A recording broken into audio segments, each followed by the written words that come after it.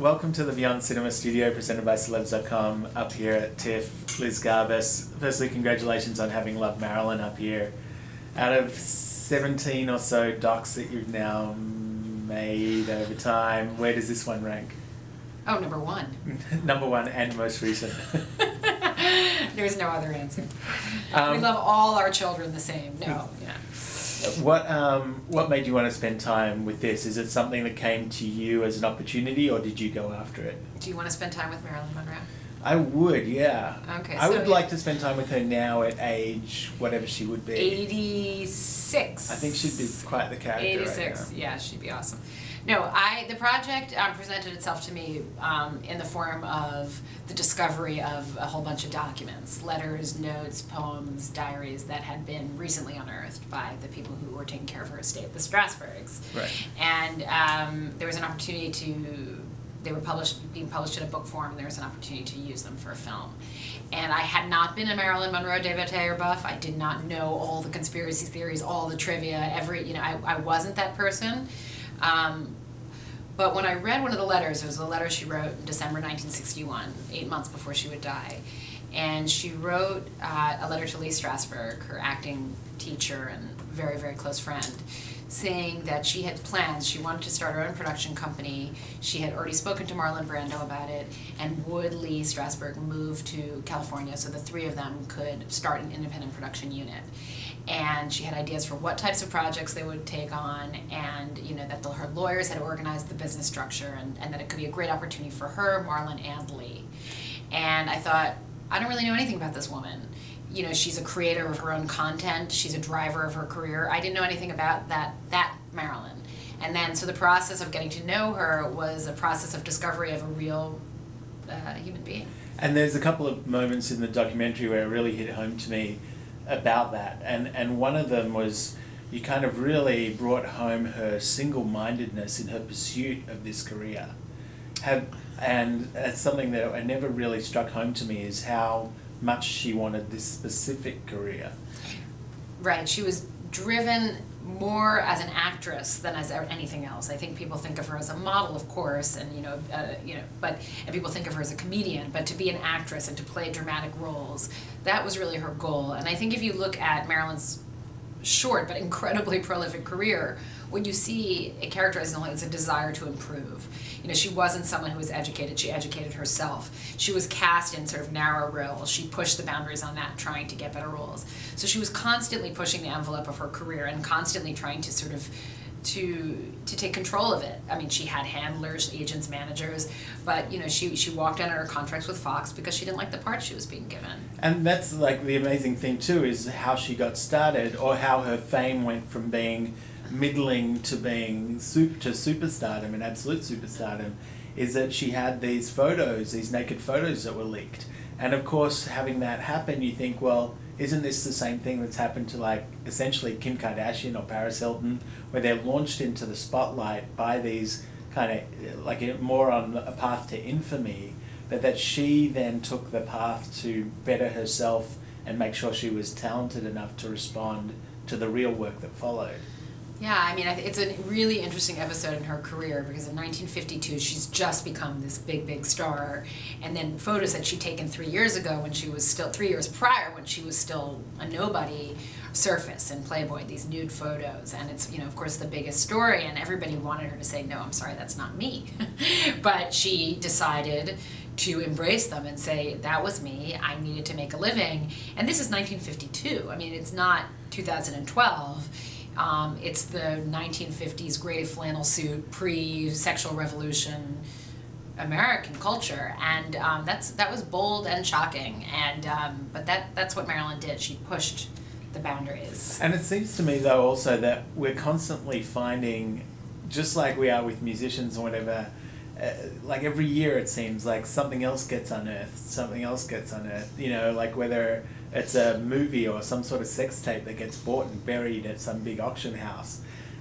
Is it ever going to be the case? I mean, the fascination stems from the fact, this is what was in the documentary as well that fascinated me, is that when someone has a complete life, we look at the past and we honor it, but when someone has a future that's taken away from them, there are so many what ifs that we can ask that we never have, you know, enough. We're never satiated because we're always wondering what if. What was the promise that was yet to come? I mean, we feel that way about presidents who were assassinated. I think we feel that way about Marilyn Monroe, and because she never aged. I mean, she was frozen in time, and so there's a longing to kind of fill that in with fantasy and, you know, an end to this narrative, and certainly that's one of the reasons she endures the way she does. But also she endures the way she does because she was so phenomenal at what she did. She was such a brilliant comedian. She was a dumb blonde who was smarter than you. She was a force from a PR point of view. She managed her career quite brilliantly. So you know, she was also a master of her own creation. I like, you know, Muhammad Ali called himself the greatest of all time. We run a segment every now and then with, you know, Princess Grace and other people called G-Code, the greatest celebrity of all time. Was Marilyn Monroe the greatest celebrity of all time? Marilyn Monroe is the greatest celebrity of all time. Who else? Who else? I mean, who else's face is everywhere? There's nobody like that. What ifs do you ask yourself? For me, like, I think, what if one of those children that she miscarried was born? Where would that person be? That's always one of my first ones. But what if would you like to know the answer to? I mean, I would have liked to know, you know, to see the roles that she would take on. She was interested in playing Grushenka from the Dostoevsky novel. She was interested in A Tree Grows in Brooklyn. She was interested in some very ambitious work. I would have been interested as she'd continued to work with Strasberg. How cool would it have been if Lee Strasberg, Marlon Brando, and Marilyn Monroe had a company together? That would have rocked. Can you imagine the product that they would have, the films they would have made? Yeah, like the sexual energy between Marilyn Monroe and Marlon Brando? That would be just epic. We could have had so many great pictures. So yeah, I'd love to have seen more of those movies. You mentioned Brooklyn right there, and it was really funny to me to hear that she wanted or planned to one day retire in Brooklyn. Was that just so she could wear skinny jeans and have a mustache tattoo on her finger or something? Big old hat and a hoodie. Yeah. No, Marilyn, you know, and I live in Brooklyn. So to hear Marilyn Monroe in 61, I think the interview is saying that her desire was to grow old and retire in Brooklyn. She was so, you know, now everyone said, oh, Brooklyn is the new Manhattan. But back then, she was so ahead of her time. Yeah, absolutely. Creatively, you chose to present this documentary in a unique way that I've never seen before, which is having these celebrities kind of dance around her words and present them in their ways. But, like, equally interestingly was that they each choose to do it in their own way. Some of them kind of try and do some sort of semi-impersonation of Marilyn or the person whose words they're reading. Others just read it the way that they would normally do. What was the idea behind that? Why did you want to kind of bring all these familiar faces to us, reading the words of the people of her time? For Marilyn, I wanted there to be sort of a diverse set of voices who would bring out these different energies of Marilyn in their own unique ways. And all of these actresses, I think, the reason they came onto the project was because they had a special feeling or relationship or insight into Marilyn's writings. The documents that we worked with were mostly Marilyn's thoughts about acting and about what it meant to be out there and her process and her work process. So these actresses, like you said you studied with Strasberg, these actresses all had that same experience of learning to act, perfecting their craft, all the fears, all the triumphs. So they had these very special reactions to it, which taught me a lot, and I hoped that it would bring something special to the documents, to hear these interpretations of her. They weren't playing Marilyn, but they're interpreting her words through their own experiences.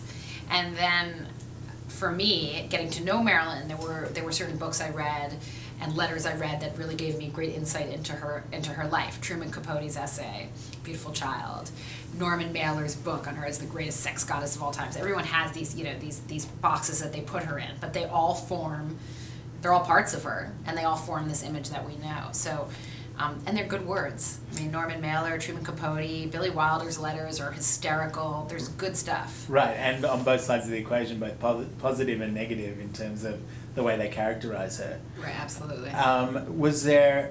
Were there people that came to you? Like, I assume that there was a kind of a hit list of people that you wanted to read certain things. but were there people who found out about the project who approached you and said, There was want like to get on there? 50 actresses lying on my block, banging on my door to ask me to film them. No, I mean, you know, we had, of course, we had people we wanted to work with, and the people who are in the film are people who like the material. They're people who responded to it. So yeah, there was support and interest from actors who were interested in the material. And so what does it feel like? Obviously, you know, we've known you with Bobby Fischer Against the World and other documentaries at other festivals. Does it still feel special coming to a place like Toronto and presenting the film here? Like, where does that how does that equate for you? Toronto, I mean, we're showing the film in a 2,000-seat theater tomorrow night. That's thrilling. I'm really excited about doing that. We haven't shown the film yet here, so we'll see how it is. But you know, it's a major. I mean, all of the entertainment world descends on this city, so it's a great launch pad for the film. And I'm so pleased that Toronto's giving documentaries this kind of center stage. Absolutely, and who better than to take center stage than Marilyn? Yeah. Well, we appreciate you coming in and spending some time with us this week as well. Thank you. Thanks so much.